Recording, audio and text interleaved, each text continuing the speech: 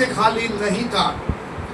میرے عزیزو، یہ خواتین بھی جو خدا یسوع مسیح کی محبت میں گرفتار صلیب کے نیچے موجود تھی، یہودی رہنماؤں کے کسی فتوے یا رومی سپاہیوں کے ظلم اور تشدد کا شکار ہو جاتی۔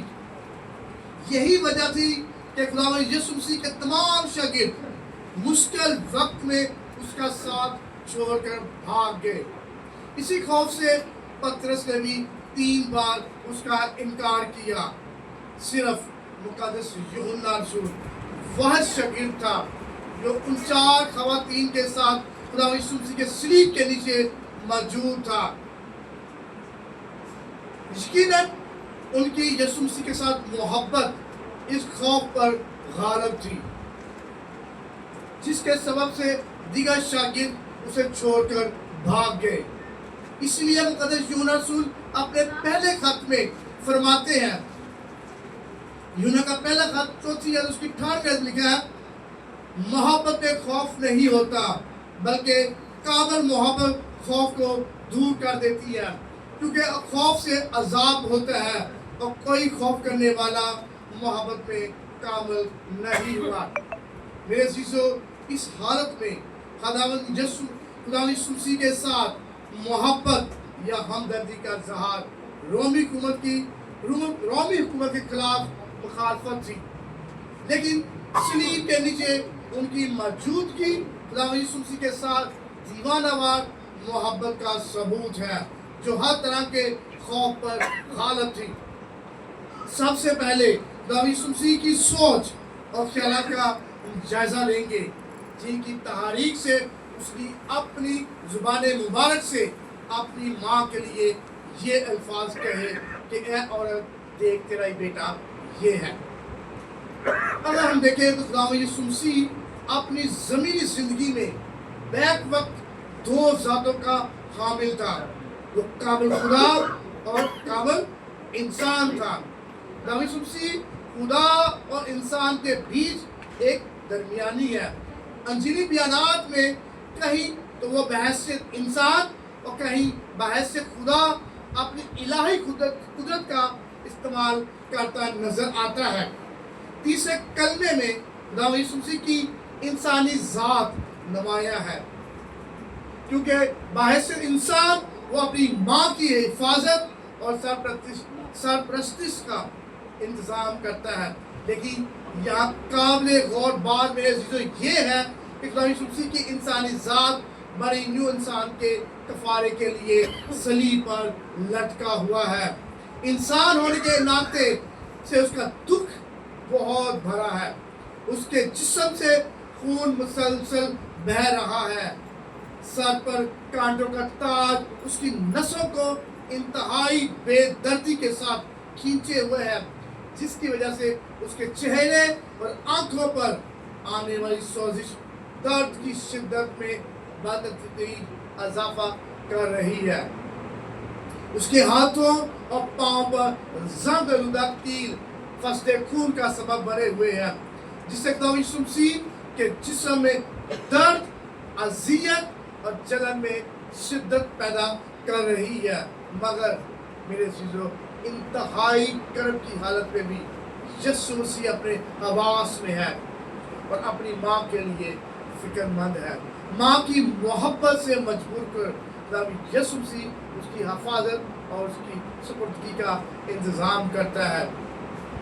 خدا یسوع مسیح کا دکھ اور غم بے شک بھرا ہے۔ ممکن تھا کہ وہ اپنے دکھ میں سب کچھ بھول جاتا، لیکن اس نے ایسا نہیں کیا، بلکہ انتہائی دکھ کی حالت میں بھی اس کے اندر احساس ذمہ داری بیدار ہے، کیونکہ وہ جانتا ہے کہ مقدسہ مریم کا شوہر مر چکا ہے، اور یہ بھی کہ وہ مقدسہ مریم کا پہلوٹا بیٹا ہے، اور یہ اس کی ذمہ داری ہے کہ اپنی ماں کا خاطر خواہ بندوبست کرے، کیونکہ مقدس یوسف کے مرنے کے بعد بھی خدا یسوع مسیح اپنی ماں کی کفالت کرتا تھا۔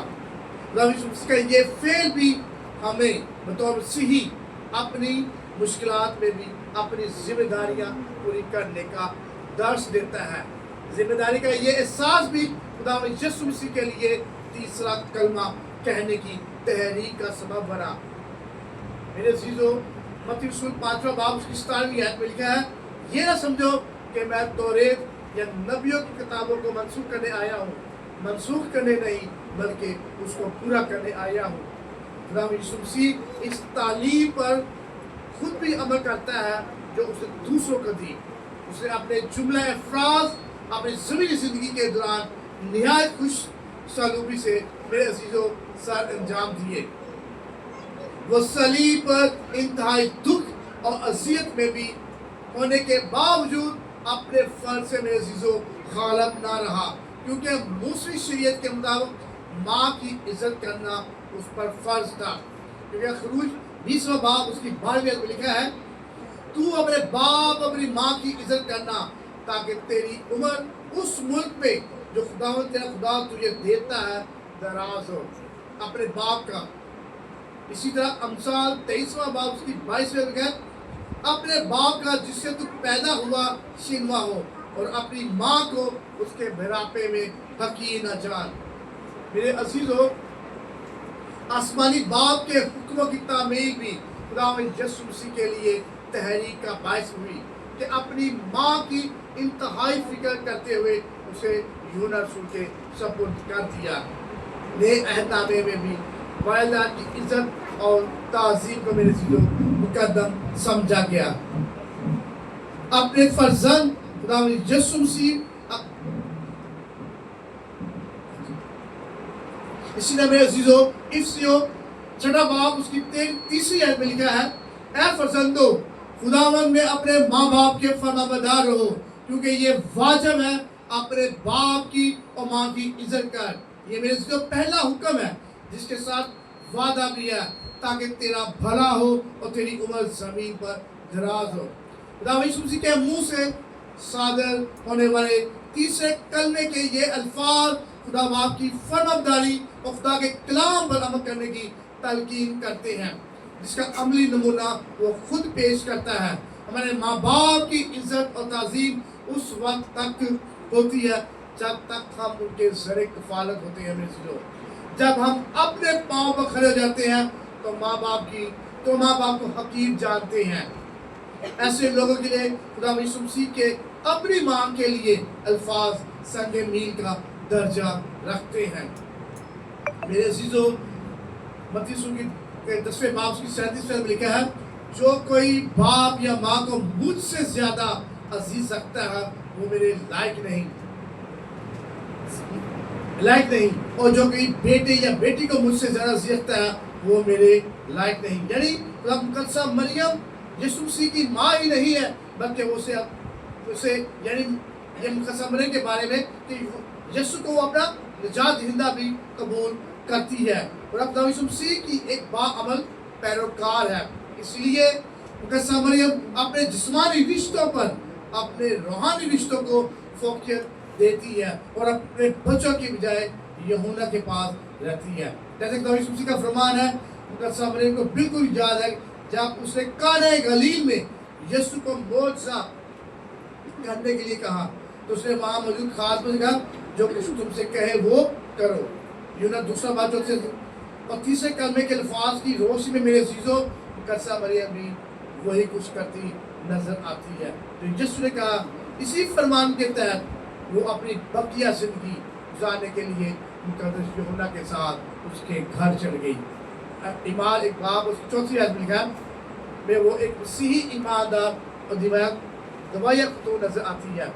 پھر اس وقت خیال کیا جاتا ہے کہ مقدسہ مریم خداوند مقدس یوحنا کے گھر میں تقریباً 12 برس رہنے کے بعد اس جہان فانی سے کوچ کر گئی، جس کے بعد مقدس یوحنا خدمت کے لیے افسس کو چلا گیا۔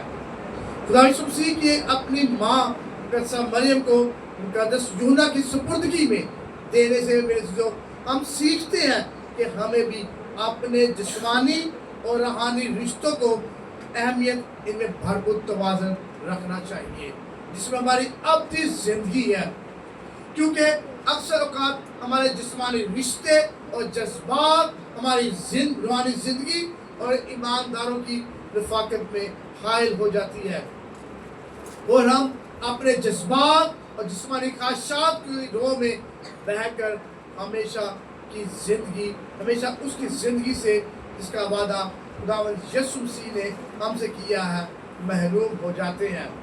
अंजील मुक़द्दस का एक अहम मशहूर वाक़या है कि यीशु की माँ और उसके भाई उससे मिलने आए और भीख के सबब उस तक ना पहुँच सके। जब उसे ये खबर मिली खुदा यीशु मसीह को कि उसकी माँ और उसके भाई से मिलना चाहते हैं तो खुदा यीशु मसीह ने जवाब दिया, उनसे कहो मेरी माँ और मेरे भाई तो ये हैं जो खुदा का कलाम सुनते और उस पर अमल करते हैं। अपनी माँ और भाई के बारे में खुदा यीशु मसीह के इस जवाब से मेरे अज़ीज़ों ऐसे लगता है कि उससे उसकी माँ और भाई की बेइज्जती होती है, जबकि मेरे अज़ीज़ों ऐसा हरगिज़ नहीं। उससे रूहानी रिश्तों की जिस्मानी रिश्ते पर फोकियत की बात कर रहा है और वो लोग जो खुदा का कलाम सुनते और उस पर अमल करते हैं उनकी अहमियत को उजागर कर रहा है कि उसके ज़्यादा अहम है और यीशु मसीह तक उनकी रहाई ज़्यादा आसान है। आइए आज हम तमाम दुनियावी बंधनों और जिस्मानी रिश्तों से आज़ाद होकर खुदा का कलाम सुनने और उस पर अमल करने वाले बन जाए ताकि खुदा यीशु मसीह के वसीले से हमारी बाप तक रसाई हो सके। इस कलाम के कलाम के वसीले से आप सब खुदा पर कर दें।